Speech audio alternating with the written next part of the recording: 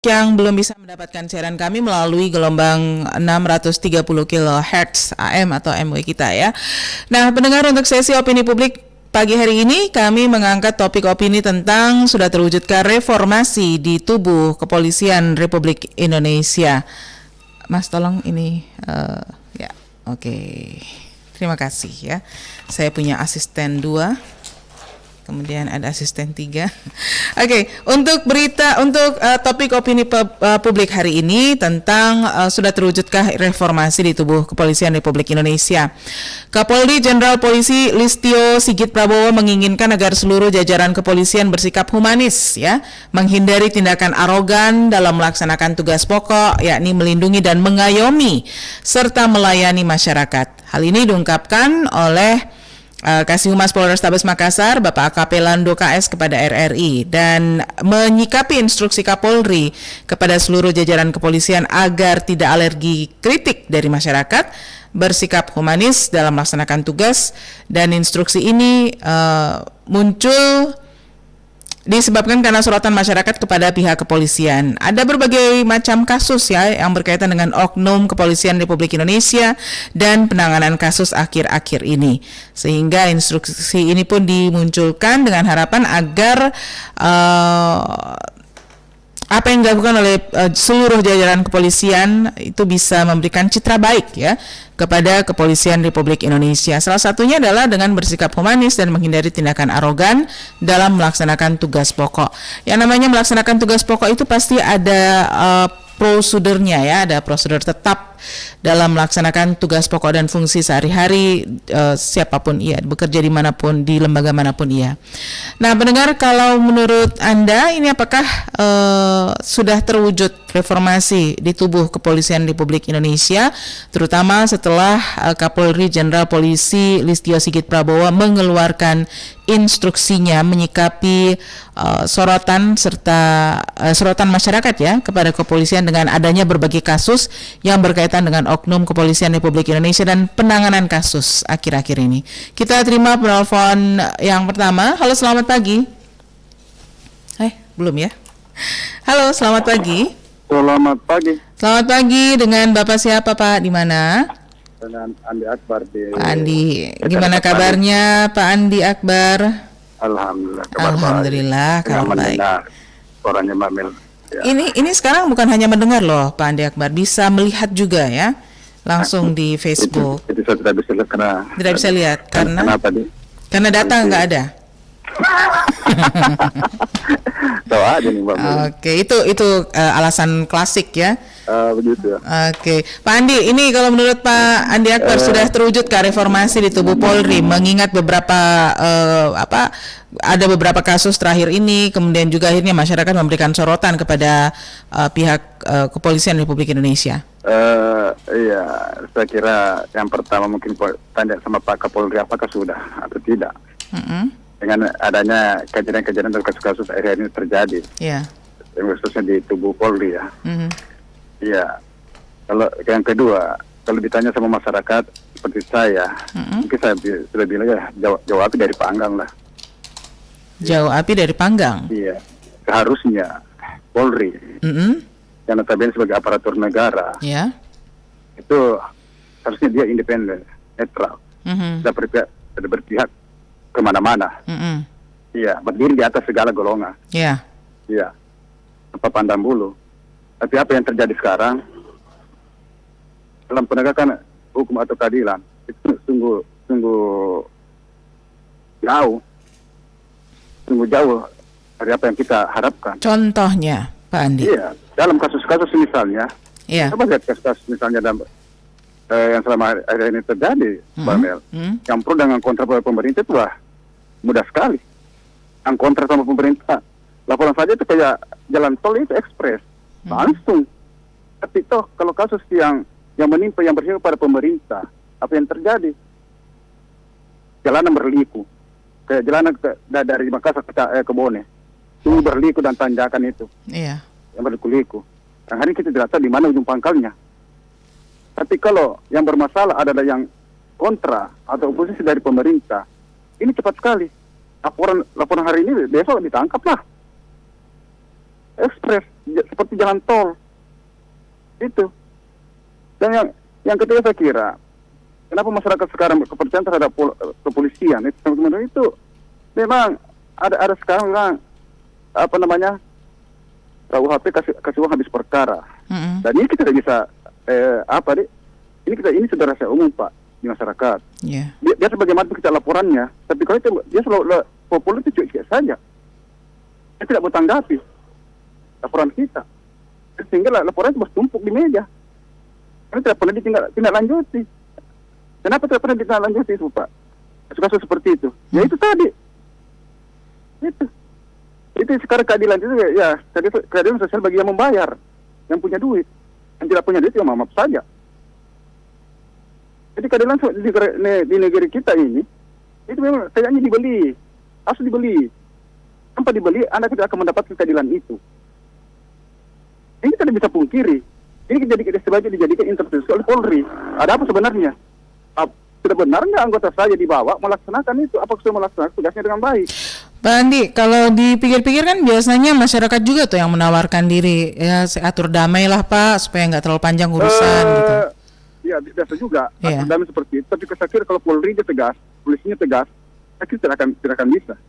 Ada saya kasih contoh Mbak Mel ya. Iya. Nah, polisi ini lalu lintas ini sudah pensiun. Saya biasa temukan di perempatan Jalan Sunu. Iya. Dia biasa tugas di sana. Bagaimanapun kalau ada melanggar, dia tidak peduli. Walaupun itu berpoti-poti itu pelanggar ini, dia tidak perlu tetap lihat tulis itu. Itu surat tilang itu. Surat tilang baru yang warna apa nih yang diberikan nih? Saya tidak tahu warna apa. Okay. Tapi karena saya lihat, itu perlu saya temukan di SPBU, bagaimana itu yang si pelanggar, bagaimana dia tidak bergantung dengan itu. Iya, dia tetap tilang.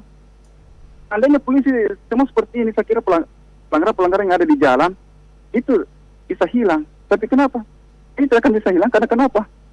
Kasih uang habis perkara, bisa diatur di tempat. Akhirnya pengendara tidak jarang melakukan suatu pelanggaran. Oke. Dan masih ada sistem decking seperti itu. Sistem apa Pak? Sistem decking. Mereka siapa yang dekat itu biasa itu ada orang dekatnya itu. Biasa melanggar, biasa lihat. Kalau lagi sweeping itu ada ditangkap tapi langsung ada menelpon ya dilepaslah. Iya. Ini tidak boleh seperti ini Pak. Kalau memang aturan harus ditegakkan keadilan kayak hukum itu seadil ini siapapun mereka. Anda tidak boleh diintervensi. Baik. Jadi intinya kalau memang mau reformasi reformasinya ini lebih kepada penegak hukumnya itu sendiri ya. Betul. Khususnya kepada mental itu. Baik. Moralnya itu pada penegak hukum itu. Itu yang terakhir itu seperti sabu-sabu sekarang kenapa marak? Iya. Coba lihat Pak, kenapa marak? Tidak mungkin itu lantai yang kotor disabu dengan sabu yang kotor bisa bersih. Tidak mungkin lah. Kenapa ini sabu-sabu tidak pernah hilang dari kita?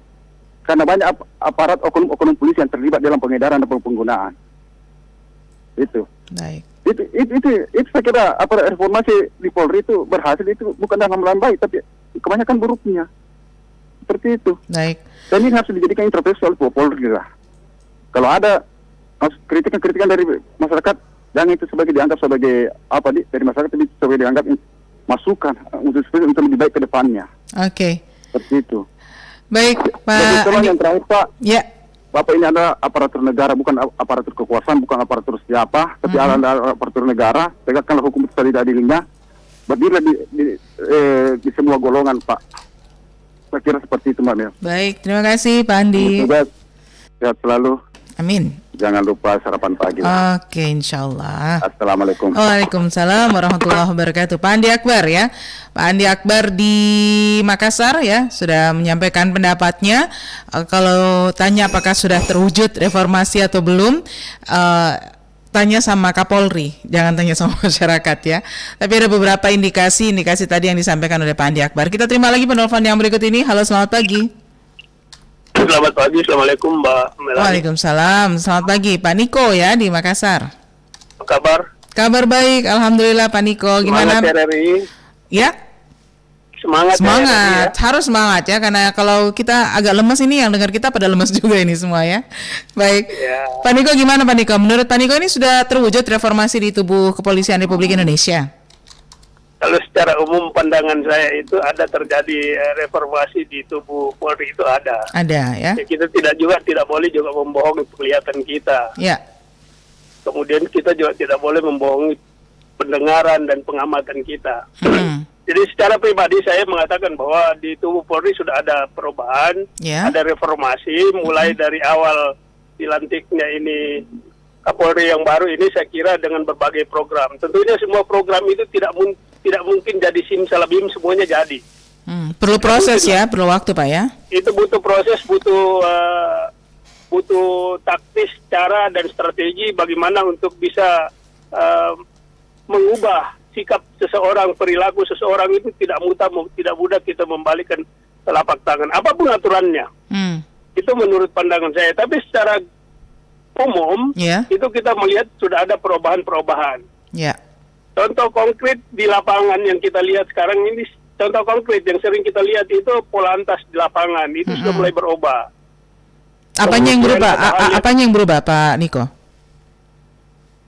Yang berubah di lapangan itu biasanya kan kita melihat banyak sekali polantas yang mengatur di jalanan, tapi mereka akan hadir dengan mengatur sesuatu hal yang memang benar-benar rumit, tapi mereka tilang di jalanan juga menurut pengamatan saya jarang saya lihat lagi seperti dulu. Kemudian operasi di lapangan sering kita lewat di tempat operasi tidak seperti dulu. Nah sekarang ini edukasinya lebih banyak daripada melakukan tindakan-tindakan action seperti yang sebelumnya. Berarti memang udah berubah jadi humanis gitu ya Pak ya? Jadi nggak perlu penegakan aturan. Artinya pesan Kapolri itu sudah sampai ke anggotanya, hanya memang tanda petik bahwa itu tadi untuk mengubah mindset, cara berpikir. Semua anggota kan tidak sama. Iya. Jadi seorang mungkin terjemahannya itu berbeda dengan yang lain. Ada yang kita nonton, mereka mengaplikasikan, mereka menerjemahkan apa yang menjadi instruksi atasannya itu dengan melakukan action di lapangan. Sering kita nonton YouTube, ada yang memberikan hadiah, ada yang memberikan pendidikan, ada yang memberikan ketika dia menangkap seseorang, kemudian dia memberikan pendidikan dengan mengambil sebuah daun, kemudian memberikan, kira-kira begitu. Yang pernah saya lihat, yang jauh hari sebelumnya tidak pernah kita mengamati, tidak pernah kita melihat itu. Itu satu. Kemudian pesan kalau saya tahu pernah beredar di medsos itu bahwa ketika orang melakukan pungli di tubuh Polri, ada pesannya Kapolri kalau saya tidak salah, bahwa kalau ada yang menemukan aparat seperti itu kemudian divideokan, maka dia akan memberi hadiah 10 juta kalau saya tidak salah. Saya sedang membaca itu. Artinya apa? Artinya itu ada upaya bagaimana Kapolri mengatasi ketika ada yang melakukan suap di lapangan. Contoh tadi seperti yang saya setuju dengan pernyataan Mbak Mel baru-baru itu bahwa peluang itu terjadi karena ada kesempatan. Kesempatan orang menyogok, dalam artian sebenarnya petugas ini diam-diam saja, dia ketakutan. Tapi karena ada tawar-menawar daripada si pelaku itu sendiri, bahwa sudah daripada saya pusing lagi ke pengadilan, saya pusing lagi begini, dan ini sebenarnya tidak boleh kita salahkan petugas. Tapi kan petugas tahu aturan Pak, harusnya dia menegakkan aturan, bukan malah mengikuti bujukan persuasif itu untuk melakukan makanya sekarang ini kan belum terjadi. Sekarang ini belum terjadi. Pesan Kapolri itu ketika ada masyarakat yang melakukan suap itu maka polisi memvideokan itu kemudian melaporkan. Lalu kemudian petugas itu akan diberikan uang 10 juta rupiah kalau saya salah. Nggak bisa kebalikannya Pak ya? Nggak bisa kebalikannya. Kalau ada masyarakat melihat ada negosiasi itu, syuting saja. Kemudian melaporkan. Berarti kan ada kenyataannya. Yang penting ada alat bukti ya. Ada alat bukti, kemudian dilaporkan, itu menjadi suatu edukasi sebetulnya. Artinya 10 juta itu bukan dipakai untuk sewa, tapi bagi saya adalah edukasi, artinya supaya orang tidak melakukan hal-hal seperti itu. Kesimpulannya saya secara pribadi, tentunya berbeda dengan pendengar yang lainnya mungkin, tapi saya secara pribadi itu saya mencoba. Saya beberapa minggu terakhir ini kan keliling Sulawesi Selatan, jalan-jalan. Itu di lapangan kita melihat kondisinya sudah mulai berubah untuk aparat khususnya. Tapi tentunya di penglihatan kita saja. Di balik itu kan juga kita tidak sempurna untuk melihat semua itu. Tapi secara keseluruhan, secara pribadi saya melihat bahwa ada reformasi di tubuh Polri, mulai dari Kapolri-nya sampai dengan tingkat Babinsanya itu ada. Hanya memang masih di Babinsa ini, khususnya di Babinsa ini belum menjalankan fungsi tugasnya dengan baik, karena masih banyak anak-anak yang nakal di lapangan, yang suka melempar-lempar rumahnya orang, masih banyak kelihatan. Tapi itu adalah kenakalan anak-anak sebetulnya. Untuk kenakalan anak-anak ini kembali lagi pada kita keluarga, mendidik mereka bagaimana caranya. Kesimpulan topik pada hari ini, saya secara pribadi ada perubahan. Ada perubahan. Untuk 100%-nya belum ada, tapi menuju mengarah ke situ itu pasti ada. Sudah kelihatan. Baik, terima kasih. Terima kasih Pak Niko. Selamat pagi. Dan itu dia pendapat dari Pak Niko Beni, warga Kota Makassar, yang berpendapat bahwa kalau ditanya sudah terwujudkan reformasi di tubuh Polri, untuk saat ini Pak Niko berpendapat bahwa sudah ada perubahan. Tapi yang namanya perubahan, apalagi mengubah mindset, mengubah pola pikir, itu bukan pekerjaan sehari semalam ya, tapi pekerjaan seumur hidup kayaknya ya. Kita terima lagi penelpon berikut ini. Halo, selamat pagi. Selamat pagi Mbak Mel. Selamat pagi. Waalaikumsalam warahmatullahi wabarakatuh. Dengan Pak siapa ini? Wahyu, masih di Goa. Oke.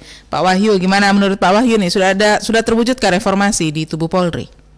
Kalau dibilang terwujud, ya ada perubahan. Saya sama pendapat saya dengan yang baru lewat ya. Pak Niko. Artinya betul-betul ini penegakan disiplin sudah agak bagus dibanding sebelumnya. Cuma terkadang ada istilah atur damai. Itu dia. Terkadang petugasnya tidak mau.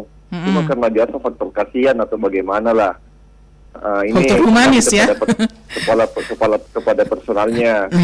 Karena begini, saya pernah mengalami seperti itu. Saya artinya sementara di ini, tepatnya di, artinya tidak usah saya tahu tempatnya ya. Tapi pada saat itu saya melakukan pelanggaran. Nggak bawa surat-surat mungkin? Saya melakukan pelanggaran, tidak. Artinya saya sementara menelpon. Oh ya, berkendara baru menelpon ya? Ya, itu kan salah satu pelanggaran itu. Ada undang-undang lalu lintasnya itu. Betul. Kedapatan. Cuman karena saat itu saya lagi buru-buru, ada keperluan lah. Akhirnya petugasnya minta tolong Pak. Minta tolong Pak, tolong sekali Pak. Karena mungkin itu petugasnya kasihan sama saya karena saya bermohon, sehingga dia berikan kebijakan. Bukan atur damai ya, dia berikan kebijakan karena faktor kasihan atau apa. Bahkan saya mau kasih duit, dia tidak mau. Dia menolak, dia bilang tidak usah. Jadi bilang tidak usah, kau jalan saja, tapi lain kali jangan seperti ini. Makanya makasih banyak Pak.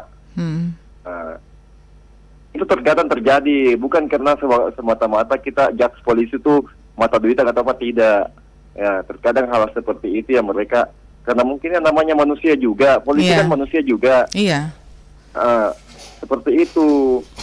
Jadi hal-hal seperti itu terjadi karena faktor kasihan, atau misalkan kebetulan lah ada orang tua yang mungkin anaknya melakukan apalah, namanya anak muda. Jadi seperti itu bukan berarti adanya kita menjudge bahwa ada istilah atur damai segala macam, tidak. Biasa faktor seperti itu. Pak Wahyu, ini berarti sebagai masyarakat ya, Pak Wahyu lebih senang lihat polisi itu sebagai sosok yang humanis dalam penegakan aturan atau sosok yang disiplin gitu ketika menerapkan atau menegakkan sebuah aturan? Begini ya. Kalau mengenai disiplin, soalnya sih diharapkan seperti itu. Tapi yang saya bilang tadi, masyarakat kan tidak semuanya melakukan pelanggaran dengan kesengajaan atau apa, atau mungkin momennya yang tidak tepat sehingga harus melakukan pelanggaran seperti itu. Jadi artinya kita ini sebagai masyarakat minta kebijakan. Memang sih kalau dibilang disiplin harus ditegakkan disiplin, namanya juga hukum. Aturannya. Tapi Tapi kembali kepada persoal kita bahwa kita mungkin ini bagaimana lah, karena polisi juga mungkin punya perasaan atau apa sehingga dia terkadang memberikan kebijakan. Bukan berarti karena kebijakan itu semua mau kita, tidak. Seperti itu. Jadi soalnya begini, kembali lagi kepada masyarakat lah, ya. Bagaimana bukan cuma polisi saja diharapkan untuk menegakkan disiplin, tapi masyarakat juga ya masyarakat harus juga paham. harus diharapkan untuk mematuhi aturan. Iya. Seperti itu. Jadi ini harus ada sinergi antara masyarakat dengan polisi. Nah, masalahnya sekarang nih kan yang paham, yang ngerti aturan undang-undang apa segala macamnya itu kan pihak aparat kepolisian ya. Betul. Betul sekali. Masyarakatnya untuk diarahkan. Tapi kalau polisinya cepat rasa kasihan gitu kan, akhirnya masyarakatnya jadi nggak tahu aturan itu, Pak Wahyu. Sekarang begini ya. Sekarang begini. Saya rasa masyarakat kalau lampu merah tahu. Yeah. Kalau merah itu artinya tinggal, hijau jalan. Berarti kalau ada yang melanggar itu yang ditindak.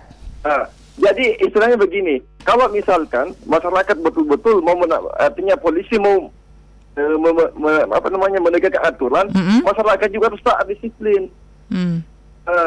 Kalau hal-hal seperti itu saya rasa tidak toleransi. Oke, yang dan sudah diketahui polisi bersama. Saya rasa tegas dalam hal itu karena dia sudah tahu bahwa ini pelanggaran. Terkadang ya kita menjas polisi, ya menjas polisi bahwa terkadang ada ini ada itu, tetapi masyarakat juga terkadang ketok diri. Kenapa saya katakan ketok diri? Sudah tahu itu pelanggaran tetapi dilaksanakan. Misalkan di lampu merah, sudah tahu merah itu tinggal tapi dia tetap jalan.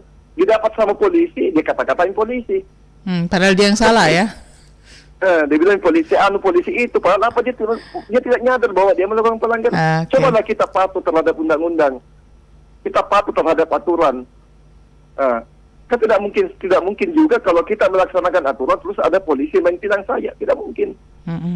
Kan seperti itu mereka tetap disiplin. Jadi saya rasa begini, kita harus sinergi lah antara masyarakat dengan petugas. Petugas melaksanakan disiplin dengan baik, tapi masyarakat juga harus sadar diri. Kan seperti itu. Terkadang melawan arus ditahan sama polisi. Polisi sembarang nih. Dia dikatakan polisi, padahal tidak nyadar bahwa dia melakukan pelanggaran. Terkadang masyarakat juga dapat diri. Baik. Dia sudah melakukan pelanggaran, tetapi tetap ngotot. Jadi kalau memang masyarakat menginginkan ada reformasi di tubuh Polri, masyarakat juga harus direformasi, ya. Nah, kalau memang polisi, ya, kepolisian, kita harapkan untuk melaksanakan reformasi, masyarakat juga harus membantu, jangan melanggar aturan. Contohnya sekarang, mengenai obat terlarang, itu kan sudah tahu namanya penyalahgunaan, tetapi tetap digunakan. Seperti itu. Alangkah bagusnya kita masyarakat ini memberikan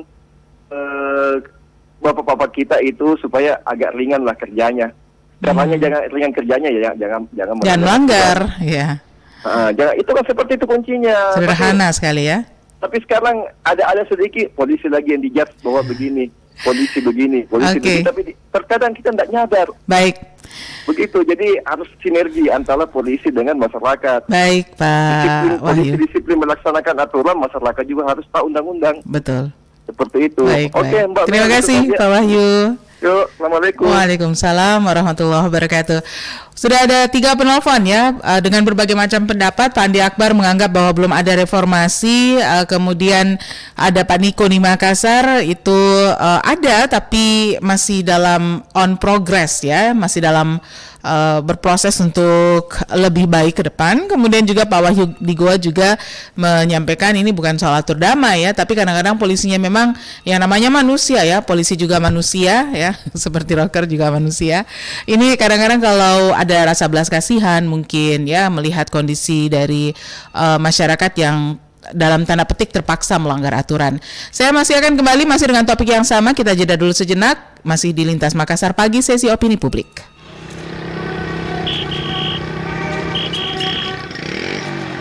Selamat siang, Pak. Selamat siang juga, Bapak. Maaf, Pak. Bapak telah melanggar rambu lalu lintas dengan menerobos lampu merah. Lihat ya, kalau itu lampu merah. Saya buta warna kasihan, Bapak. Oh, Bapak buta warna? Sebentar. Bapak tahu kira-kira apa yang saya pegang ini? Kalau saya tidak salah lihat, uang 50.000. Kenapa Bapak tahu? Karena warnanya biru lah. Kalau warnanya hijau berarti uang 20.000. Nah, berarti Bapak tidak buta warna toh? Ayo, Bapak saya tilang sekarang. Disiplin berlalu lintas merupakan hal yang utama di jalan raya untuk menjaga keselamatan Anda dalam berkendaraan. Iklan layanan masyarakat ini diproduksi oleh tim Radio Republik Indonesia.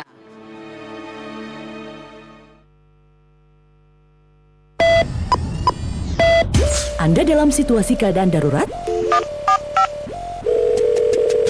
112 gawat darurat, laporkan kejadian Anda. Segera hubungi nomor darurat 112, bisa melalui telepon seluler maupun telepon rumah, atau melalui pesan WhatsApp ke 0811 400 112. Pelayanan panggilan darurat bebas pulsa untuk melayani masyarakat Kota Makassar dalam kondisi darurat. Informasikan lokasi Anda maupun patokan jalan. Ceritakan kejadian darurat yang Anda alami, petugas akan segera merespon pengaduan Anda dan menghubungkan secara cepat pengaduan laporan Anda.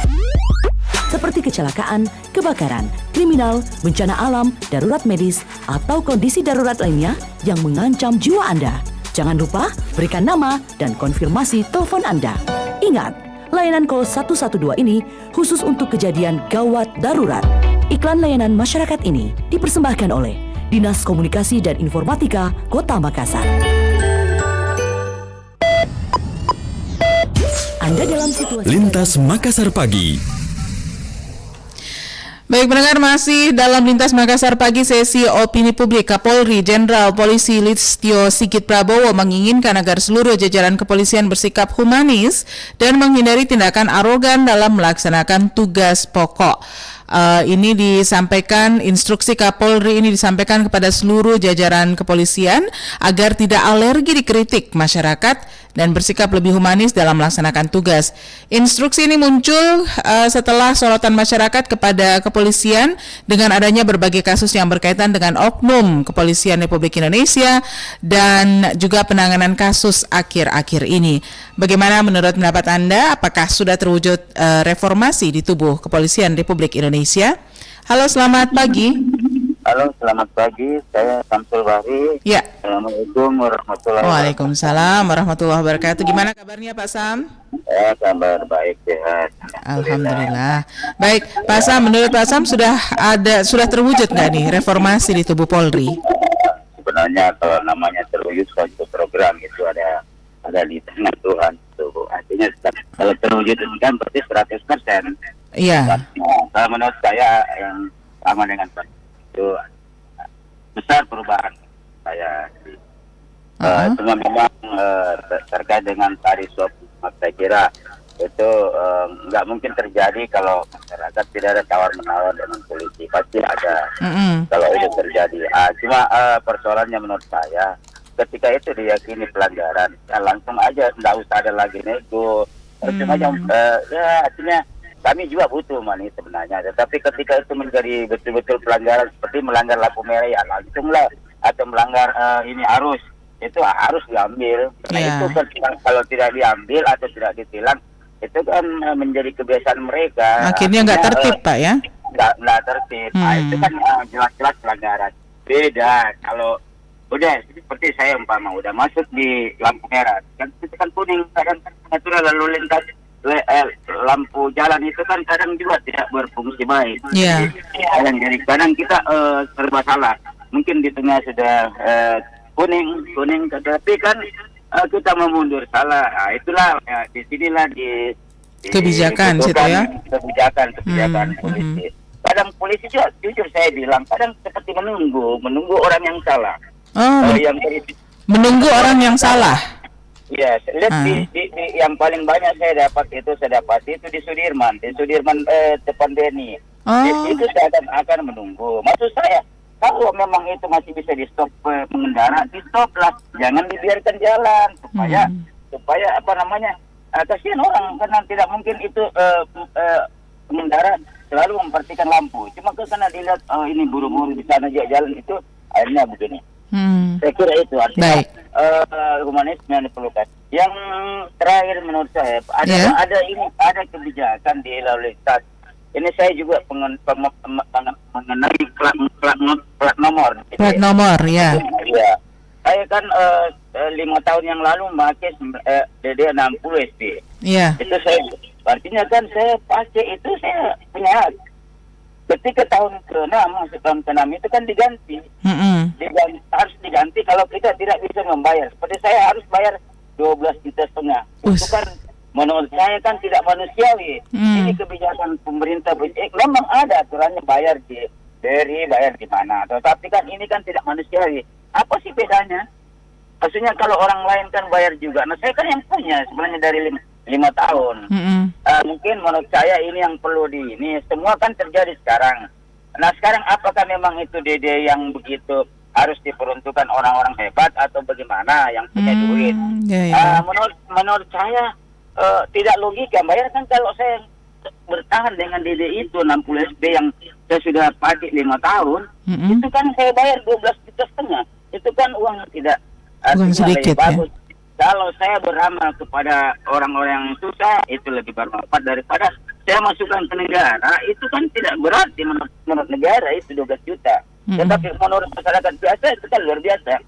Mungkin ini bisa menjadi perhatian, Bapak. Mudah-mudahan ada polisi, ada apa yang pengambil kebijakan yang bisa mendengar ini. Karena ini terjadi luar biasa menurut saya. Kalau 3 angka itu kan 7,5 juta. Yang 4 angka itu 2 juta, 5 juta kalau tidak salah. Yang jelas saya pribadi tahun kemarin itu 2020 saya harus ganti plat, perpanjangan plat, berubah plat. Itu saya mau bertahan dengan DD itu yang 60 SP. Itu tahun kelahiran saya. Itu kan dikasih yang waktunya awal kan bagus, enak kita terima, nggak bayar apa-apa, nggak bayar. Pokoknya saya minta itu karena ada sakralannya bagi saya lah. Tetapi ketika masuk tahun ke-6 itu dibilang kalau Bapak mau bertahan harus bayar 12 juta ke BRI. Ini kan luar biasa. Artinya untuk apa itu yang begitu ditarik dari masyarakat, negara tarik dari masyarakat itu untuk apa? Banyak sih yang korupsi. Lebih bagus itu korupsi yang ditangkap. Saya orang-orang baik-baik kok. Cuma mengambil itu mungkin ada kecelakaan di kendaraan saya. Itu bisa dibayar begitu, itu luar biasa kan? Itu luar biasa. Baik. Saya kira itu Mbak. Mudah-mudahan ini menjadi perhatian. Polisi menjadi lebih baik ke depan. Insya Allah namanya terwujud itu saya kira nggak bisa. Apapun program tidak bisa terwujud. Tetapi yang jelas setiap tahun ada perubahan. Baik. Saya kira itu Mbak. Baik. Terima kasih Pak Samsul. Waalaikumsalam warahmatullahi wabarakatuh. Pak Samsul Bahri ya sudah menyampaikan pendapatnya tadi, sempat juga menyinggung tentang penggunaan plat nomor kendaraan ya, plat nomor kendaraan dengan 2 digit itu memang harus berbayar lebih, kemudian 1 digit itu untuk pejabat, 2 digit bisa untuk masyarakat umum tapi dibayar, kemudian 3 digit dan seterusnya. Yang paling murah memang yang 4 digit ya.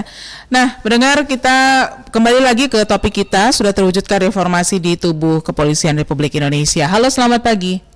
Ya, selamat pagi. Selamat pagi. Waalaikumsalam warahmatullahi wabarakatuh. Bunda Sofi, gimana kabarnya Bunda? Kabar baik, Alhamdulillah. Iya. Baik. Ini menurut Bunda, apakah sudah terwujud ini reformasi di tubuh Kepolisian Republik Indonesia? Iya. Sebenarnya begini, itu sudah terwujud, hanya sebagian masyarakat saja yang tidak mau mengakui. Ya, karena misalnya akhir-akhir ini kan banyak kejadian ya, antara pendemo dengan pihak kepolisian. Itu pendemo itu berani menghadapi polisi kalau mereka ratusan orang pendemo ya. Tapi cuma kalau misalnya hanya 10 orang berhadapan dengan 2 orang polisi, apakah mereka berani? Itu. Jadi kalau misalnya kamu tantang pihak kepolisian, polisi itu kan juga manusia biasa ya. Ya, manusia biasa. Jadi kalau dia sudah berusaha mengamankan dengan cara humanis, pendekatan, tetapi kan pendemo kan itu yang arogan banget, masih mendorong-dorong polisi, jadi spontanitas juga. Ya, pihak kepolisian spontanitas juga. Namanya juga manusia ya. Nah itu. Pasti ada respon. Itulah sebagian masyarakat bahwa polisi itu kejam, inilah apalah segala. Padahal sebenarnya itu polisi banyak membantu masyarakat juga. Saya akui saya beberapa kali di jalan dibantu oleh pihak kepolisian. Saya kehilangan juga dibantu oleh pihak kepolisian. Nah, cobalah kalau misalnya di antara mereka ada yang kehilangan, mau minta keterangan kehilangan mau kemana? Kan kita ke kepolisian. Iya. Ya itu. Jadi kita jangan terlalu menjustis ya. Bahwa polisi itu arogan, tidak ada rasa humanisnya dengan masyarakat. Kalau itu saya itu tidak setuju yang seperti itu. Yang jelas polisi juga manusia biasa. Ketika kita jalan sehat itu, Mbak Mel, polisi kan jadi pengamanan di jalan ya. Sampai kan naik di medsos itu, Mbak Mel. Saya tidak mengerti apakah semua baca dari keterangan kepolisian. Sampai saya itu berjawab dengan pihak Humasnya Polrestabes Makassar. Saya saling jawab itu, Mbak Mel. Itu ketika kita jalan santai, sangat baik, sangat baik responnya, kita ditanggapi dengan baik. Karena memang saya sudah lama masuk dalam Humasnya Polrestabes Makassar dan Polsek Ujung Pandang. Itu saya saling itu. Jadi janganlah kita terlalu cepat menjustis seperti apa pihak kepolisian. Kapolri itu mengeluarkan statement itu karena adanya kejadian terakhir ini di antara polisi dengan masyarakat. Yaitu artinya masyarakat juga harus tahu polisi itu manusia biasa. Kalau kalian hanya 10 orang berhadapan dengan polisi, tidak mungkin kalian mau berani. Tapi karena banyak pendemo, makanya mereka berani menantang pihak kepolisian. Untuk itu kita harus bersabar. Kalau salah ya salah. Jangan kalian yang salah tapi menyalahkan polisi. Itu yang tidak benar itu, Mbak Mil. Saya kira seperti dari saya, Mbak Mil ya. Baik, Bunda Sofi. Makasih. Terima kasih, Bunda. Waalaikumsalam warahmatullahi wabarakatuh. Jadi memang pada dasarnya different person, orang yang berbeda itu melihat pada different views juga ya, pada titik atau pada angle atau pada sudut pandang yang berbeda. Jadi kalau misalnya si A mengatakan pihak kepolisian belum ada reformasi, tapi si B mengatakan sebaliknya, ya itulah yang namanya opini. Oke, kita terima lagi penelpon berikut ini. Halo, selamat pagi. Selamat pagi, Mbak. Selamat pagi, dengan Bapak siapa, Pak, di mana? Halo. Dengan Gafar di Makassar. Pak Gafar di Makassar. Silakan Pak Gafar. Makasih ya, Kak. Kebetulan dari tadi mendengar dan wacana dari beberapa ada penelpon yang dimana kan intinya sekarang kerasa tidak reformasi kepolisian yang terjadi sekarang di Indonesia. Saya menanggapi seperti ini, bahwa kerasanya kerasa. Boleh dikata bahwa sejenak saja polisi tidak aktif. Orang yang bekerja membuat polisi jadi bersikap, mengambil sikap. Paham maksud saya, Mbak? Iya. Iya, sebentar saja polisi, apalagi kalau ketahuan bahwa taruh kita katakan sebentar malam nggak ada polisi yang tugas. Habis ini Makassar. Karena orang yang kepikiran untuk melakukan sesuatu tapi tidak dilakukan karena keberadaan polisi, itu banyak sekali itu, Mbak. Itu yang perlu kita paham. Maka bukan muji-muji dan apa dan lain sebagainya. Kita harus berterima kasih ke kepolisian. Itu yang pertama. Jadi nggak usahlah kita katakan ya wajar aja dia ada hak dan kewajiban apa dan lain sebagainya. Itu nomor sekian. Yang pertama kita syukuri karena ada kepolisian. Oke. Nah, yang dalam hal ini yang saya mau sarankan, Mbak, saya seperti itu. Adanya terjadi kedua pelanggaran yang sering terjadi di negara lapangan. kita. Iya, tidak bisa dipungkiri dari faktor mental, Mbak. Nah, itu mental kita itu nggak bisa dipungkiri. Itu sudah dari dulu sampai sekarang seperti begitu terus. Nah, terkadang kesempatan oleh orang yang mau membuat perlakuan negatif itu tertunda karena ada aparat. Yeah. Ini kembali lagi saya katakan, ada aparat tidak jadi berbuat hal yang melanggar, bersifat melanggaran atau bersifat delik atau dan lain sebagainya. Yeah. Tidak, dia tertunda karena ada aparat.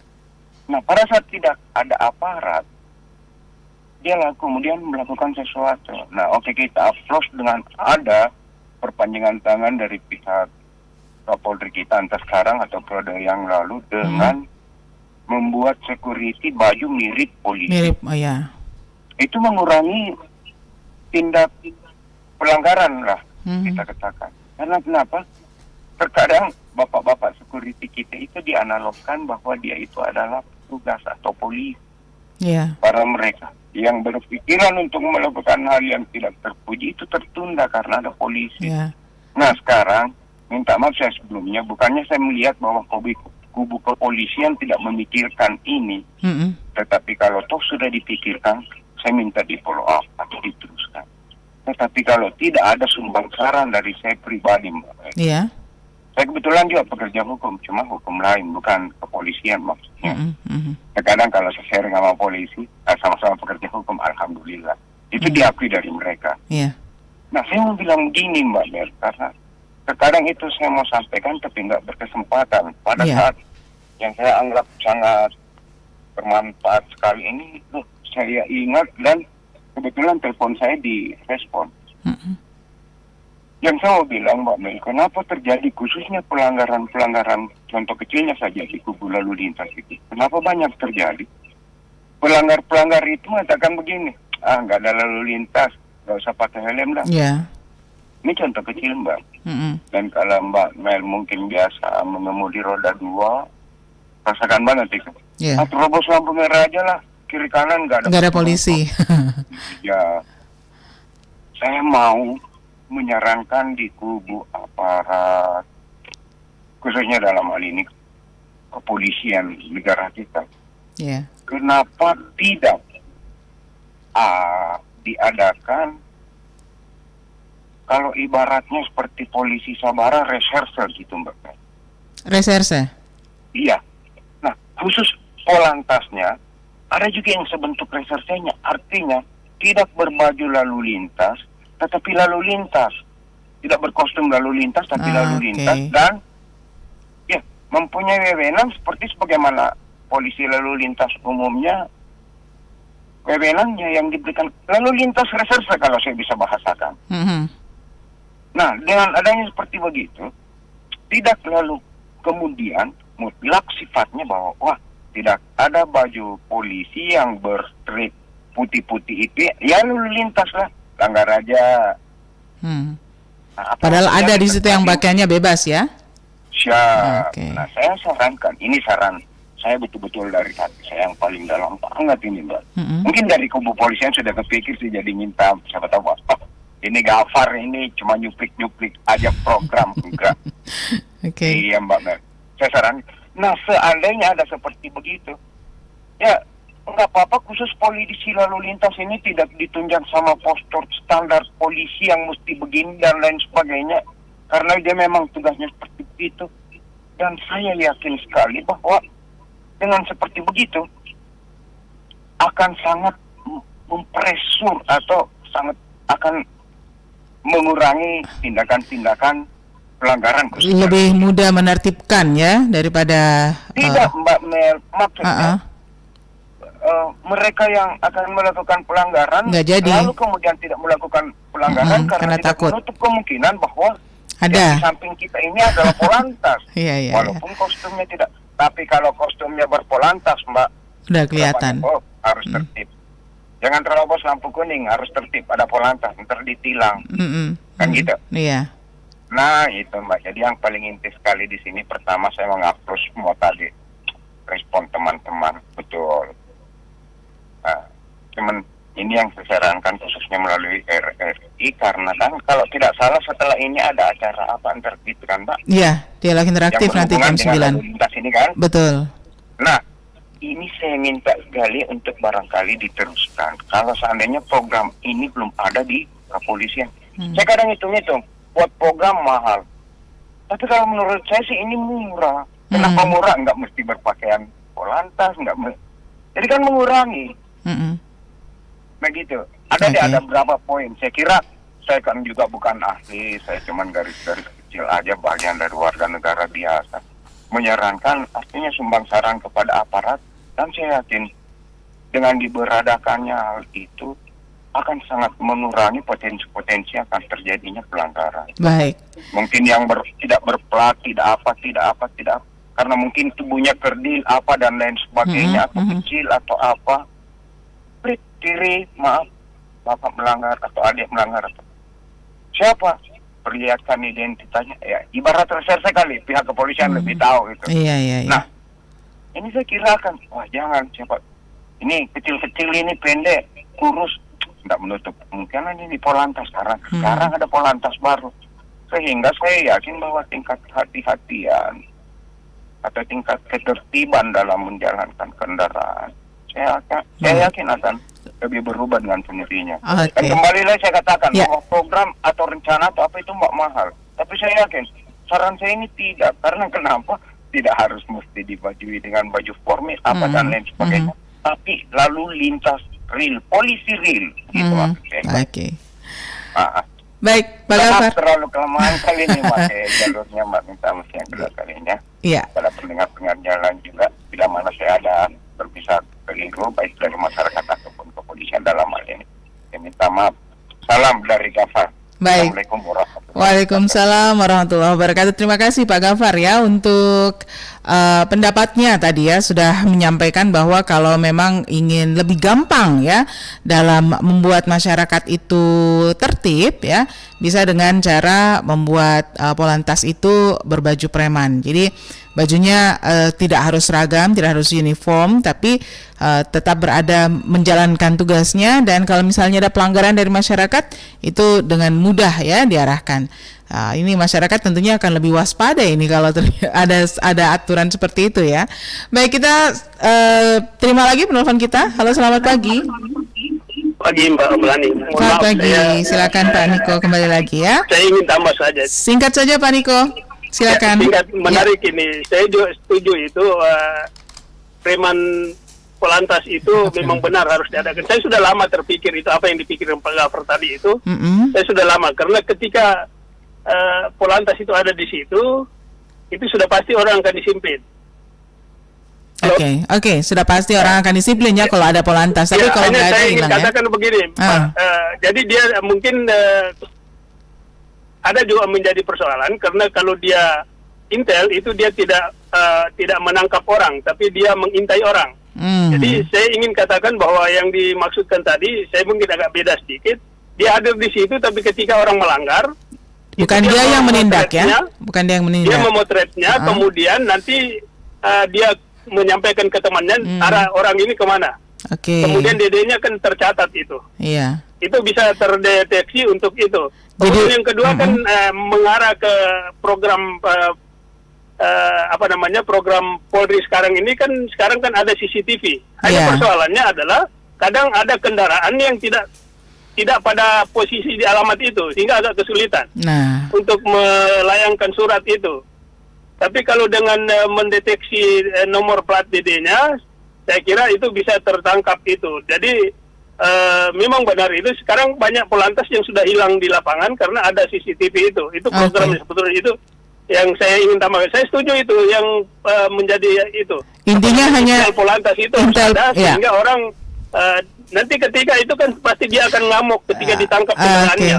Baik. Dia akan ngamuk dan dikatakan kok tadi melanggar lampu merah itu. Jadi biarkan saja dia lewat, tapi dia akan ditangkap. Itu sistem luar negeri itu seperti itu. Baik, dia biarkan saja. Baik, Pak Niko. Terima kasih, Pak Niko. Selamat pagi. Nah, seperti yang disampaikan tadi ya, Intel Polantas ya. Jadi bukan dia yang menindak, tapi yang menindak itu yang berseragam, tapi dia hanya mengumpulkan bukti-bukti ya. Jangan sampai nanti bilang, loh kok kamu menindak saya padahal kamu nggak pakai seragam gitu ya. Ternyata masyarakat kita takutnya sama seragam ya, bukan sama aturan aturannya. Oke, pendengar, itu dia beberapa pendapat yang sudah masuk. Terima kasih sekali lagi untuk Anda yang sudah bergabung bersama kami melalui line telepon ya di 082133339440. Pak Andi Akbar, Pak Niko, Pak Wahyu, Pak Samsul Bari, Bunda Sofi, Pak Gafar ya. Terima kasih banyak.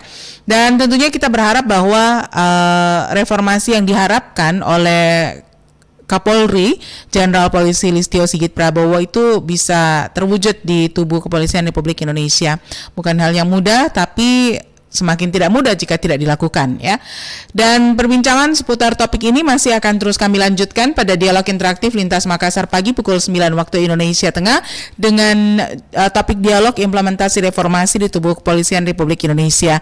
Ada beberapa narasumber yang akan berbicara, diantaranya adalah Kombes Pol I Ketut Yuda selaku Karo SDM Polda Sulsel dan juga Bapak Profesor Dr. Marwan Mas selaku pengamat kepolisian yang akan dipandu sebentar pada pukul 9 oleh presenter kami Alpianus Baka. Dan saat ini jelang pukul 8 waktu Indonesia Tengah kita akan menantikan saat yang tepat untuk bergabung dengan Pro 3 RRI menghadirkan Warta Pagi tepat pukul 8 nanti. Sambil menantikan, kita lewatkan dulu beberapa informasi berikut ini.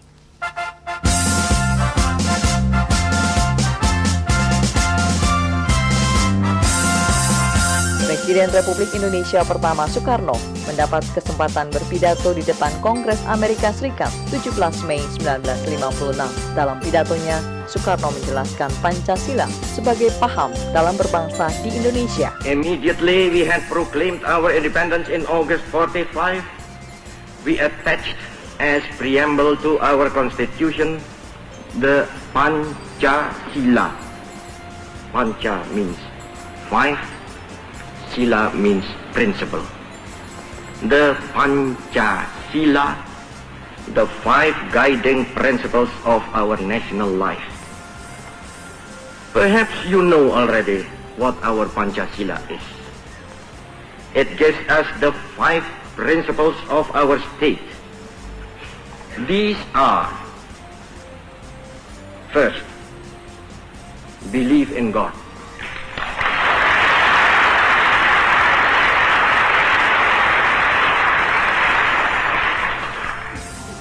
Second, nationalism. Third,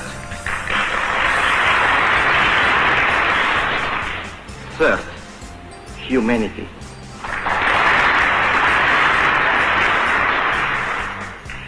Fourth, democracy.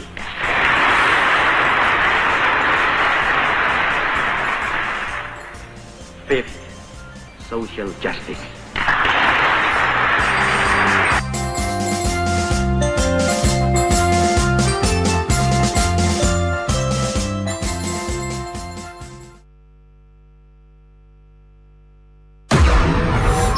Lima arahan Presiden soal penerapan adaptasi kebiasaan baru, yakni pentingnya prakondisi yang ketat, yakni protokol kesehatan yang harus diikuti masyarakat seperti menggunakan masker dan lain-lain.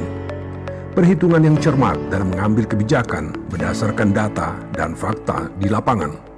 Menentukan prioritas sektor dan aktivitas mana yang bisa dimulai atau dibuka secara bertahap. Konsolidasi dan koordinasi pemerintah pusat dan daerah sampai ke tingkat RT terus diperkuat dengan melibatkan masyarakat bersinergi menyelesaikan persoalan besar ini. Melakukan evaluasi secara rutin meskipun sebuah daerah kasus barunya sudah menurun. Jangan lengah, karena kondisi di lapangan sangat dinamis.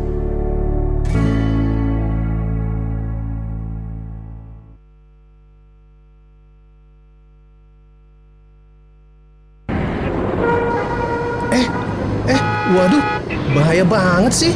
Bahaya gimana? Tuh lihat, berbelok tapi nggak nyalain lampu sen. Ya elah, biasa aja kali. Malahan nih, biasa lampunya ke kanan, beloknya ke kiri. Nggak celaka juga, nggak ngefek juga kan? Jangan remehin lampu sen ya. Lampu sen juga diatur dalam Undang-Undang Berlalu Lintas Nomor 22 Tahun 2009 Pasal 112 yang isinya pengemudi kendaraan yang akan berbelok atau berbalik arah wajib mengamati situasi lalu lintas di depan, di samping, dan di belakang kendaraan, serta memberikan isyarat dengan lampu penunjuk arah atau isyarat tangan. Jadi, kalau melanggar, sesuai dengan pasal 294 dan 295 Undang-Undang tahun 2009 tentang berlalu lintas, kita bisa dipidana dengan kurungan paling lama 1 bulan atau denda Rp250.000. Kelalaian kecil juga berbahaya loh.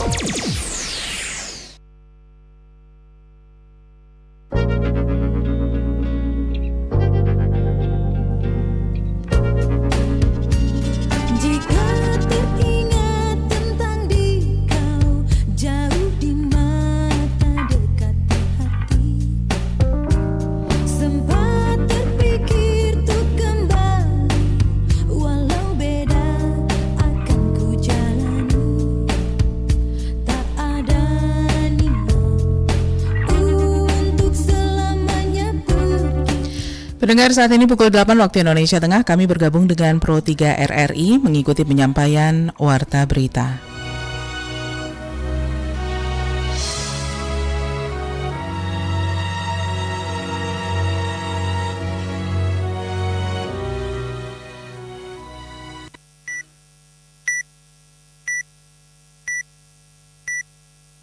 Pukul 7 waktu Indonesia Barat.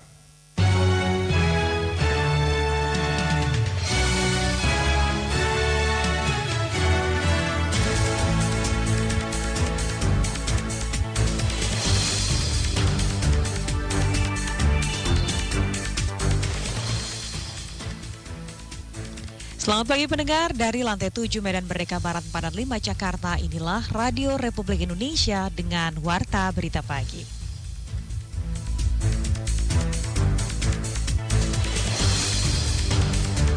Masih belum bisa dipastikan kapan kira-kira pembicaraan itu akan selesai dan kapan kira-kira jamaah kita bisa masuk ke Saudi. Sampai nanti ada kesepakatan bilateral mengenai pelaksanaan umroh ini sehingga nanti para jamaah bisa berangkat. Santri juga sudah saatnya untuk bisa menjadi pemimpin di negara kita ini. Karena dengan bekal karakter integritasnya yang luar biasa itu, kita yakin kalau santri pada suatu saat memimpin di banyak lini di negara ini.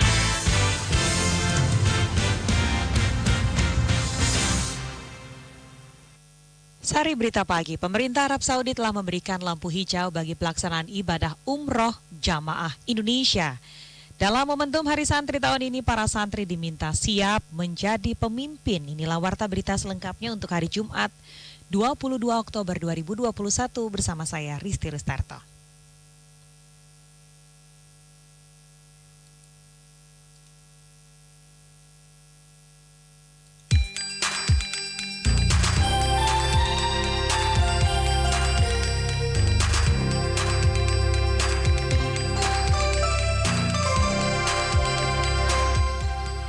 Mengawali Warta Berita Pagi ini kami sampaikan sekilas berita utama. Juru bicara vaksinasi COVID-19 Kementerian Kesehatan Republik Indonesia Siti Nadia Tarmizi menyatakan Indonesia menjadi negara terbaik dalam laju penyuntikan vaksin COVID-19 bila dibandingkan dengan negara lain yang bukan berstatus sebagai produsen.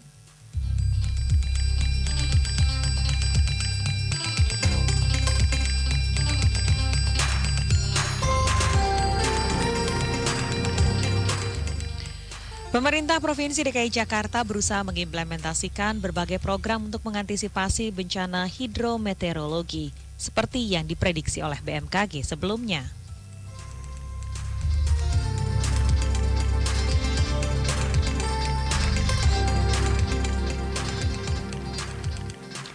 Polres Cianjur, Jawa Barat masih menerapkan metode ganjil genap di sepanjang jalur puncak sebagai upaya penekan mobilitas kendaraan terutama saat libur panjang akhir pekan.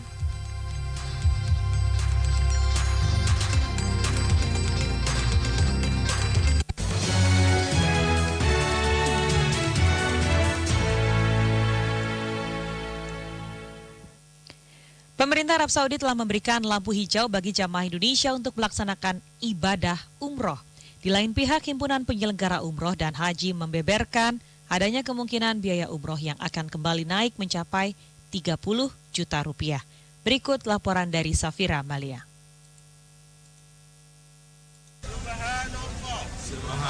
Pemerintah Arab Saudi telah memberikan izin bagi jamaah dari Indonesia untuk melakukan ibadah umroh di tengah masih berlangsungnya pandemi COVID-19.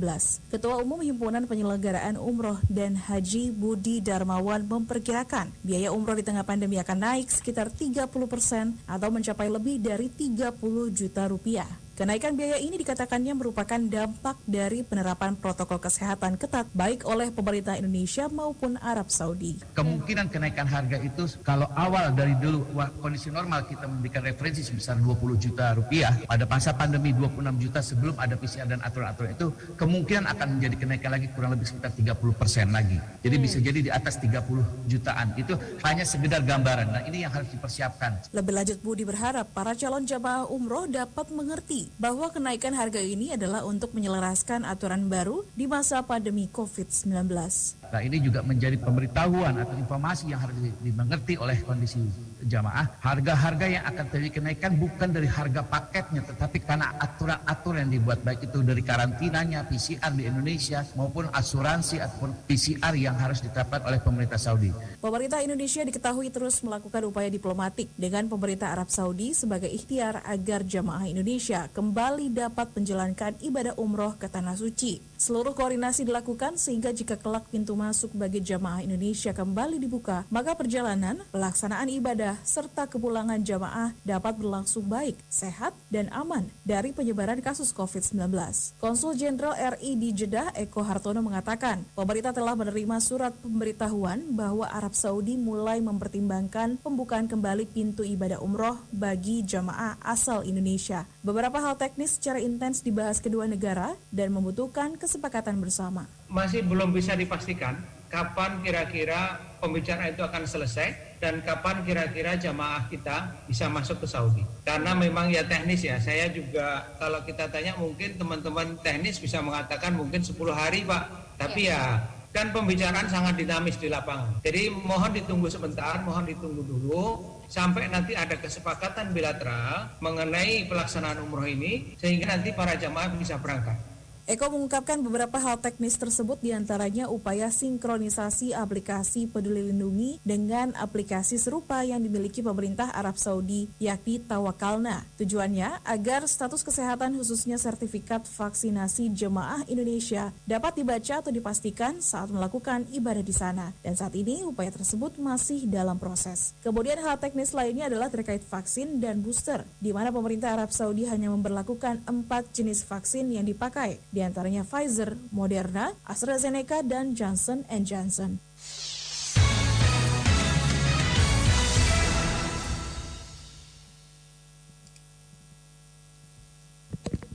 Sementara itu 10 nelayan asal Indonesia sempat ditahan oleh Agensi Penguatan Maritim Malaysia dan akhirnya mereka bisa tiba di tanah air dalam kondisi sehat. Mereka dibebaskan setelah pengawasan sumber daya kelautan dan perikanan Republik Indonesia melakukan negosiasi dengan otoritas pelabuhan Penang, Malaysia. Joko Saputra melaporkan selengkapnya.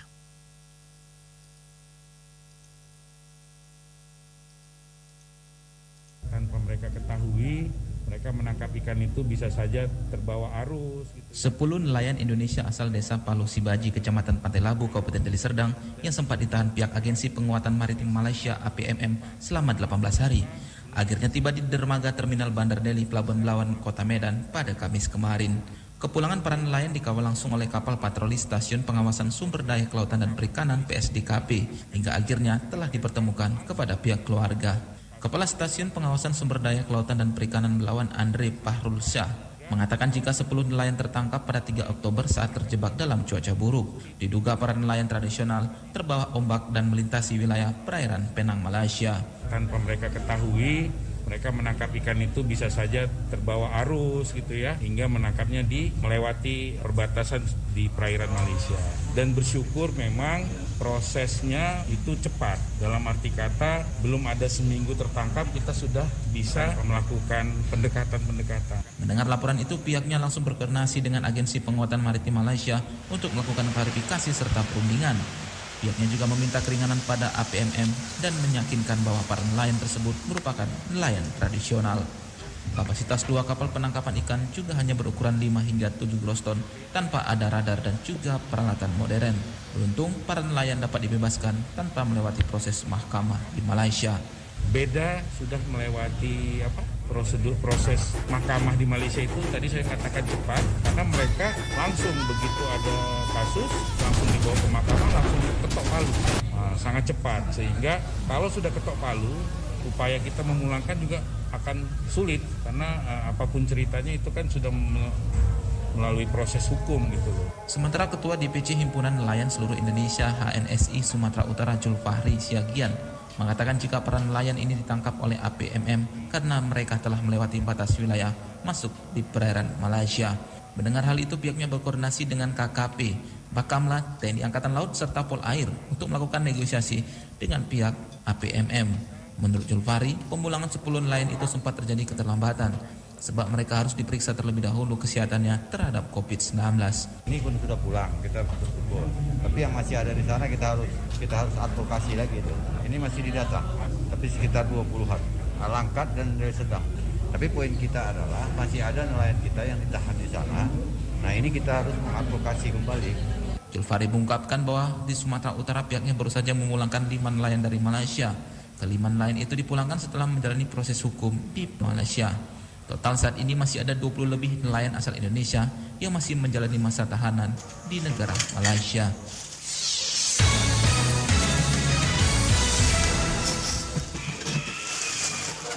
Kita beralih ke informasi lainnya memperingati Hari Santri Nasional di hari ini, Jumat 22 Oktober 2021. Para santri diminta untuk bisa siap memimpin. Seperti apa yang dimaksudkan? Tika Budiman menyampaikan informasinya. Untuk santri di Jawa Tengah, semangat terus di tengah pandemi ini. Memperingati Hari Santri Nasional tahun ini yang mengangkat tema Santri Siaga Jiwa dan Raga, para santri diminta untuk membekali diri pada kompetensi penunjang lain di samping pendidikan agama.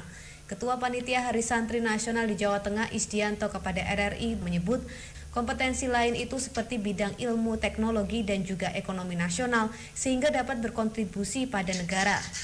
Santri juga sudah saatnya untuk bisa menjadi pemimpin di negara kita ini.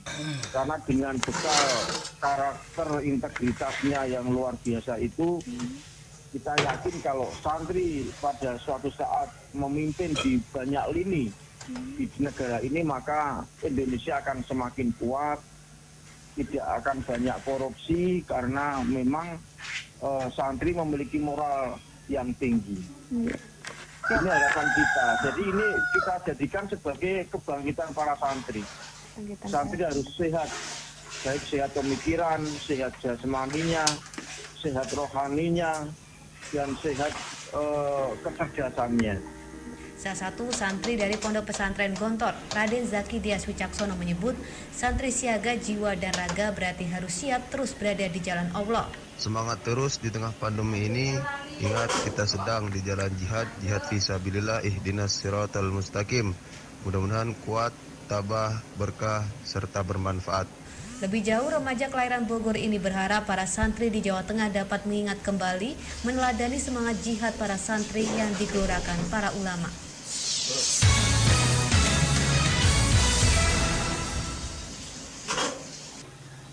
Selain mengajak seluruh santri disiplin menjaga protokol kesehatan serta melakukan vaksinasi COVID-19, Gubernur Jawa Timur Khofifah Indar Parawansa juga meminta para santri siap menghadapi tantangan ke depan, diantaranya mengejar kemajuan ilmu pengetahuan. Pesan tersebut disampaikan Khofifah dalam momentum peringatan Hari Santri Nasional yang masih dalam kondisi pandemi. Berikut dikutip oleh RRI Surabaya, Aniasana. Hari Santri tahun ini kita berada pada suasana pandemi COVID-19. Hari ini yang kita lawan adalah COVID-19. Maka cara melawan tentu adalah dengan pola hidup bersih dan sehat. Cara kita untuk mengejar kemajuan adalah dengan terus tidak berhenti mencari ilmu. Cara kita untuk bisa mereduksi kemiskinan adalah dengan bekerja keras. format-format seperti inilah tantangan santri hari ini dan yang akan datang.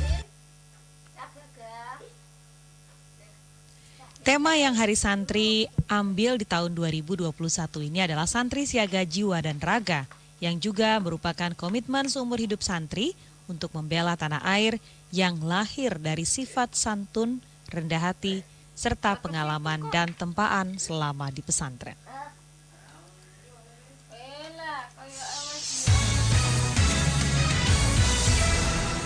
Terima kasih Anda masih bersama kami di Warta Berita Produksi Radio Republik Indonesia. Presiden Joko Widodo menyoroti kondisi dan kinerja sejumlah BUMN di Indonesia. BUMN dianggap sebagai pemberi manfaat bagi masyarakat selama ini. Dan bagi yang tidak punya manfaat bagi masyarakat diminta agar ditutup sehingga tidak membebani keuangan negara. Namun di satu sisi DPR juga menilai jika tidak majunya BUMN Indonesia disebabkan karena adanya dualisme yang menaungi BUMN. Informasi ini kami hadirkan dalam sesi Laporan Khusus Pro 3 bersama Agus Wijananto. Laporan khusus. Laporan khusus. Laporan khusus. Kalau saya langsung tutup aja. Nggak ada. Selamat-selamatin gimana kalau sudah kayak gitu. Presiden Joko Widodo tampak gusar melihat pertumbuhan dari sejumlah badan usaha milik negara atau BUMN yang terkesan hidup segan, mati pun tak mau. Menurut Presiden, tidak boleh lagi ada proteksi dari pemerintah buat BUMN karena hanya akan membuat BUMN itu tak mampu bersaing dalam dunia bisnis yang sehat. Presiden Jokowi malah memerintahkan Menteri BUMN untuk menutup BUMN yang tidak sehat. Kalau yang lalu-lalu, BUMN ini banyak terlalu keseringan kita proteksi. Sakit tambahi PMN, sakit suntik PMN. Maaf, terlalu enak sekali. Dan akhirnya kompetisi nggak berani, bersaing nggak berani, mengambil risiko nggak berani.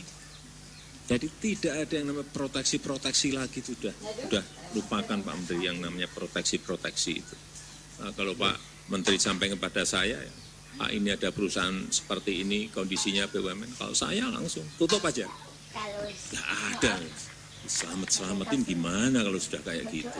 Tapi Wakil Ketua Komisi 7 DPR, Maman Abdurrahman mengatakan kita tidak bisa sepenuhnya menyalahkan para direksi BUMN yang tidak sehat itu. Menurut Maman, terpuruknya kondisi di banyak BUMN itu tidak lepas karena adanya dualisme kementerian yang mengurusi BUMN, yaitu Kementerian BUMN dan Kementerian Teknis yang mengurusi teknis dan operasionalnya. Karena hampir majoriti BUMN kita bermasalah. Pertanyaannya, apakah salahnya di personil-personil orang itu? Tidak. Salahnya ada di corporate culture yang terbentuk karena ada dualisme kementerian di mata kepala para pejabat-pejabat perusahaan BUMN ini. Ini realitas loh. Kenapa saya bilang seperti itu? Mereka itu korban-korban dari tarungan dua kementerian, Kementerian Teknis dengan Kementerian BUMN. Akhirnya apa? Yang paling bisa disalahkan adalah direksi-direksi BUMN. Permasalahannya adalah karena ada Kementerian BUMN yang akhirnya menyebabkan Kementerian Teknis sering sekali program-program untuk penyelarasan hal-hal operasi dan teknis tidak berjalan. Maman menambahkan koordinasi operasional antara BUMN dengan Kementerian Teknis seringkali tidak jalan karena para direksi lebih nurut pada Kementerian BUMN. Sebab Kementerian BUMN lah yang bisa merombak atau mengganti direksi. Oleh karena itu, Maman mengusulkan agar Kementerian BUMN dibubarkan dan BUMN yang ada cukup dinaungi oleh sebuah super holding. Kementerian BUMN-nya kita bubarkan, kita rubah menjadi super holding. Supaya apa? Supaya terjadi tarik-menarik Kementerian Teknis dengan Kementerian BUMN. Pengamat kebijakan publik dari Universitas Indonesia, Toto Pranoto juga menganggap perlu adanya perbaikan secara menyeluruh terhadap sistem dan kinerja BUMN di Indonesia. Untuk perbaikan menyeluruh, Toto setuju perlu adanya revisi atau amandemen terhadap undang-undang tentang BUMN. Sehingga saya kira memang perlu ada perbaikan secara lebih struktural ya kepada pengelolaan BUMN ke depan, kinerjanya menjadi lebih baik lagi. Saya kira itu menjadi landasan, saya kira kenapa kemudian pemerintah lewat Kementerian BUMN kemudian mengusulkan adanya perubahan-perubahannya dalam pengelolaan BUMN ke depan yang nanti akan dituangkan mungkin dalam bentuk amandemen ya terhadap undang-undang BUMN yang sekarang ada. Toto juga mengatakan selama revisi undang-undang BUMN belum dilakukan, maka yang perlu dilakukan sekarang ini adalah pengawasan menyeluruh dan komprehensif terhadap operasional BUMN.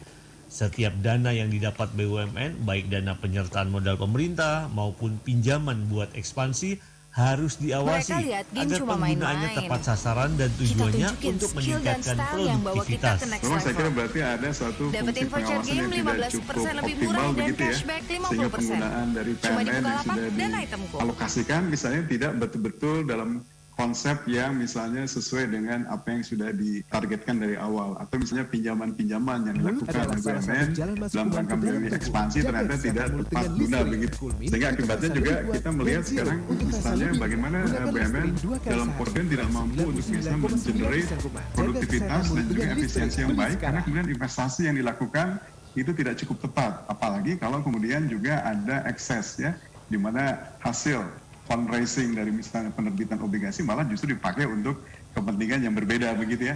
Toto menyebut penyertaan modal pemerintah masih diperlukan, khususnya bagi BUMN yang melaksanakan tugas pelayanan publik yang besar atau luas ke masyarakat. Jadi bagi BUMN yang produk atau jasanya masih memiliki peran strategis bagi negara atau publik, namun kondisi kesehatannya buruk, maka perlu dilakukan langkah restrukturisasi buat penyehatan BUMN tersebut. Tapi buat BUMN yang sudah tak bisa diselamatkan, kata Toto, ya lebih baik ditutup saja agar tidak membebani keuangan negara.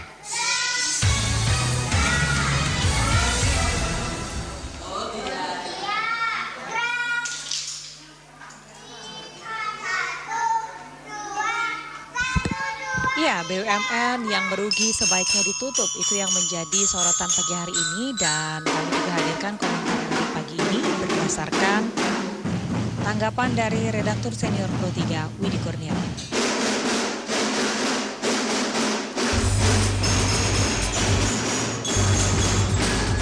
Editorial Pro 3. Selamat pagi pendengar. Pemerintah pastikan akan ada 7 BUMN yang ditutup, seperti Merpati Nusantara Airlines, Industri Gelas, Istaka Karya, Kertas Kraft Aceh, Industri Sandang Nusantara, PT Pembiayaan Armada Niaga Nasional, dan Kertas Leces. Memang itu industri yang sudah lama tidak sehat, sehingga wajar untuk ditutup. Bahkan mereka sudah tidak beraktivitas kembali. Lantas sebenarnya bagaimana sesungguhnya menjadi wilayah kerja BUMN? Pemerintah melalui Kementerian BUMN perlu menelisik lebih lanjut, merujuk pada Undang-Undang tahun 2003 nomor 19 tentang BUMN. Ada beberapa fungsi, semisal antara lain sebagai penyedia barang ekonomis dan jasa yang tidak disediakan oleh swasta, merupakan alat pemerintah dalam menata kebijakan perekonomian sebagai pengelola dari cabang-cabang produksi sumber daya alam untuk masyarakat banyak. Ini harus menjadi fokus. Dapat dimaknai bahwa BUMN atau badan usaha milik negara melakukan peran pada industri dan usaha yang strategis, kepeloporan, dan keuntungan. Sejatinya kegiatan usaha yang sudah banyak dilakukan oleh swasta perlu dievaluasi kembali untuk BUMN.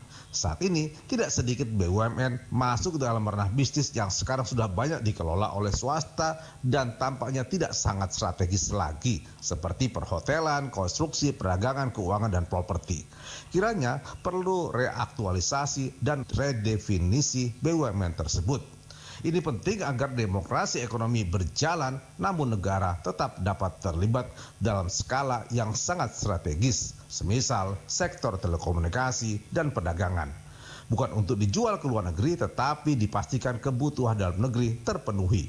BUMN juga perlu didorong untuk memperkuat industri untuk mengatasi kepastian kemandirian pangan.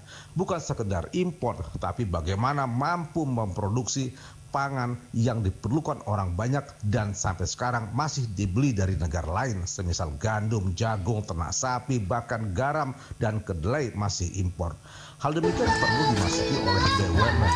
Dan selain itu juga perlu pada industri yang strategis. Misalnya di Indonesia saat sekarang belum ada satupun perusahaan negara yang membuat aplikasi semacam Google, padahal Cina punya Baidu dan Rusia punya Yandex.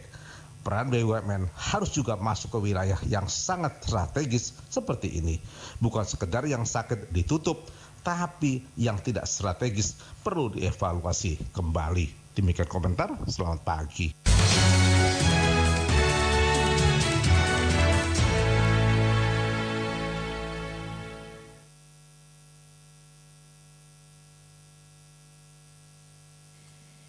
Dan pendengar, sebelum menutup Warta Berita pagi ini, kami akan simak terlebih dahulu informasi dari luar negeri di mana Komite Investigasi Parlemen Brasil mendakwa Presiden Jair Bolsonaro melakukan kejahatan melawan kemanusiaan. Keputusan ini diambil berdasarkan hasil investigasi dalam penanganan pandemi COVID-19 terhadap Bolsonaro. Dan ini meliputi 11 tuntutan. Apa saja diantaranya? Kita simak laporan dari Retno Mandasari. Dinilai telah melakukan sejumlah pelanggaran dalam penanganan pandemi COVID-19, Parlemen Brasil membentuk komite investigasi terhadap pemerintah. Anggota Senat menyampaikan 1.200 halaman laporan investigasi soal penanganan pandemi oleh Presiden Jair Bolsonaro, Kamis 20 Oktober. Dari laporan itu diketahui ada 11 tuntutan hukum kepada Presiden Bolsonaro. Senator Renan Calheiro yang memimpin investigasi dalam wawancara di BBC menyebut Bolsonaro diduga melakukan sejumlah kejahatan seperti kejahatan pembunuhan karena kelalaian, kejahatan terhadap kesehatan masyarakat, hingga kejahatan terhadap kemanusiaan. Calheiro mengatakan pihaknya menyelidiki secara tidak memihak dan independen sehingga dapat memiliki konsekuensi dan mereka ingin menghukum orang-orang yang berkontribusi kepada pembantaian warga Brasil. Anggota Senat lainnya, Omar Aziz, kepada Al Jazeera memastikan laporan Komite Investigasi terhadap dugaan kriminal yang dilakukan Presiden Bolsonaro akan dilanjutkan hingga ke Mahkamah Internasional jika Mahkamah Agung Brasil tidak merespon laporan yang ada.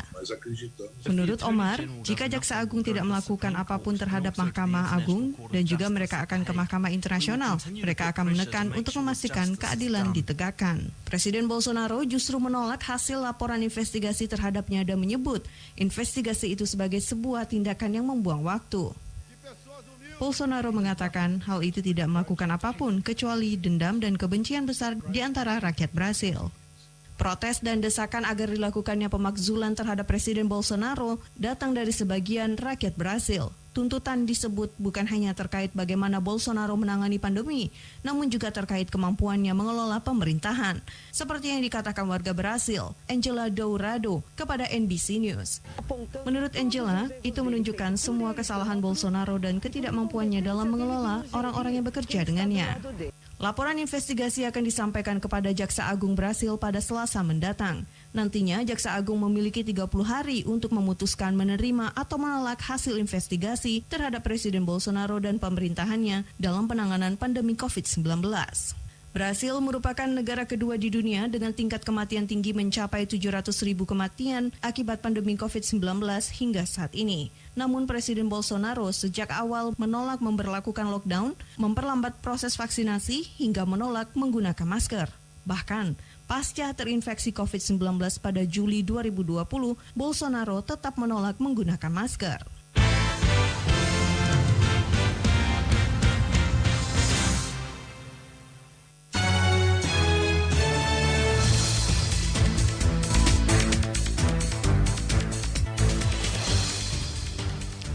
Anda jangan kemana-mana, kami masih punya berbagai informasi menarik lainnya dalam program Indonesia Menyapa Pagi.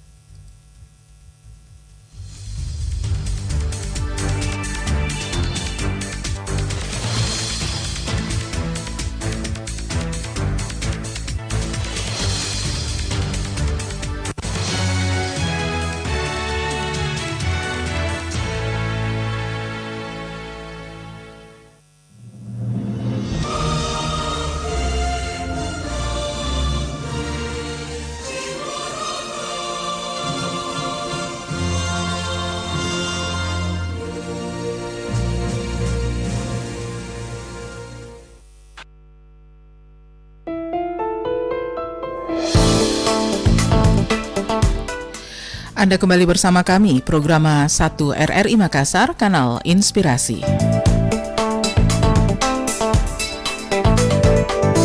94,4 FM. Kanal Inspirasi. RRI Makassar. Lintas Makassar Pagi.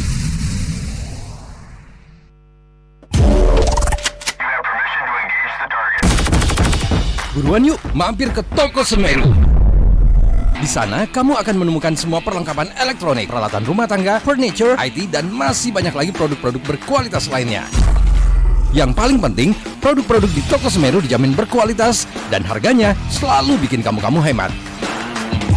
Dan yang lebih seru lagi, di bulan Oktober ini akan ada acara reopening Toko Semeru Perintis yang dirangkaikan dengan launching Golden Prize Anniversary 2021. Jadi, segera belanja di Toko Semeru terdekat untuk ngumpulin poin undian sebanyak-banyaknya. Caranya mudah banget. Cukup berbelanja minimal Rp500.000 akan mendapatkan 1 kupon undian dan berkesempatan mendapatkan hadiah-hadiah menarik dari Toko Semeru.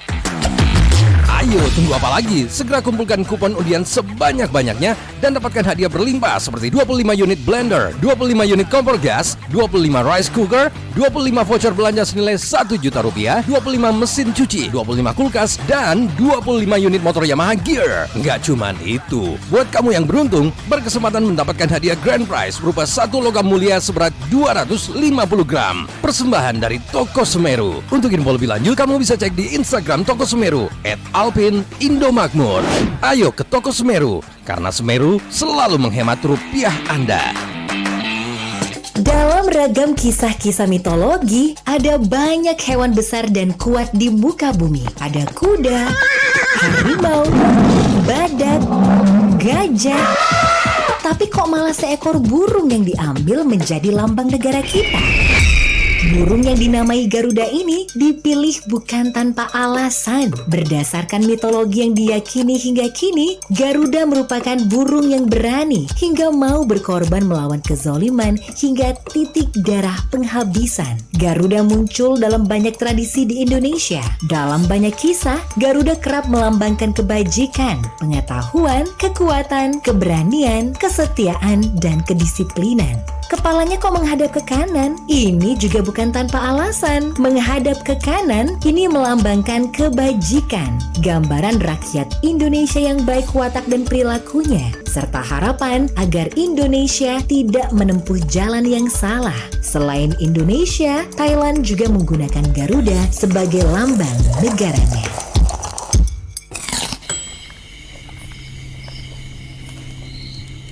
Tapi Sandro, maksud kedatangan tak ke sini. Begini Sandro, mau kak diisi badanku dengan ajian ilmu kebal.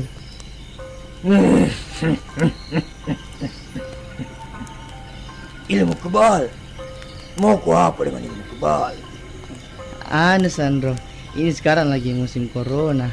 Mau kak pakai ki supaya terhindar kak dari virus. Bagaimana? Bisa gitu? Berapa kira-kira maharnya? Tunggu. Cincin bancanaku bancana. Tanah saya pangisian aku malam-malam dah. Ambil ini. Apa ini Sandro? Sudah ambil saja. Loh, masker, hand sanitizer. Apa maksudnya ini Sandro? Mana ilmu kebalnya? Kau kebal? Bukan di sini tempatnya lah betul. Sana, vaksin.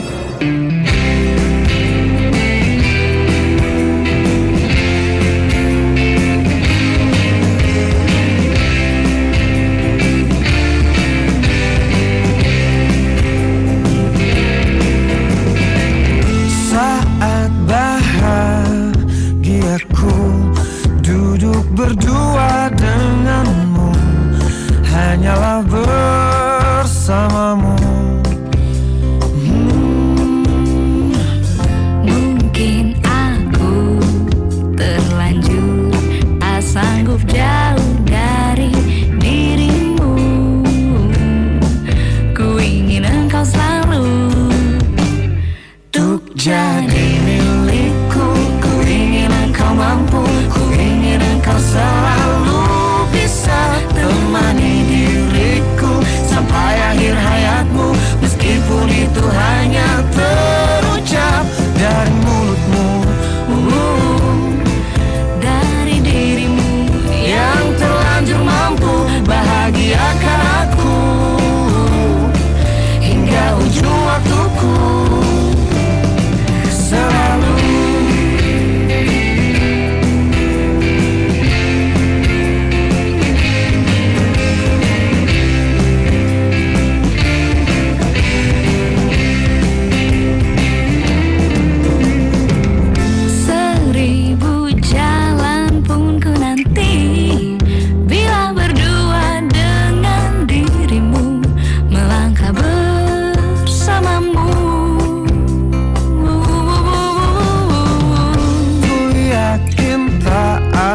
satupun yang mampu merubah rasaku untukmu.